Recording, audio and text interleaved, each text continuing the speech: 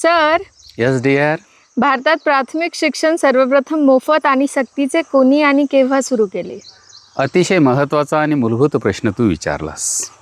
कारण शिक्षण जे आहे ते डॉक्टर आंबेडकर असं म्हणतात की वाघिणीचे दूध आहे. आणि प्राथमिक शिक्षण तर हे मूलभूत शिक्षण आहे. तर हे सर्वप्रथम सबंध भारतामध्ये जर कोणी सुरू केलं असेल म्हणजे अधिकृतपणे, तर ते महाराजा सयाजीराव गायकवाड यांनी बडोदा संस्थानामध्ये सुरू केलेलं आहे. आणि इसवी सन 1906 त्यांनी ते सुरू केलेलं आहे.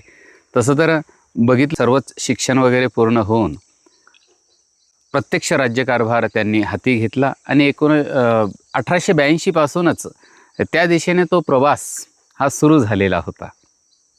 परंतु प्रत्यक्षात 1906 महाराजा सयाजीराव गायकवाड यांनी बडोदा संस्थानामध्ये प्राथमिक शिक्षण हे मोफत आणि सक्तीचं सुरू केलेलं आहे. धन्यवाद. थँक्यू.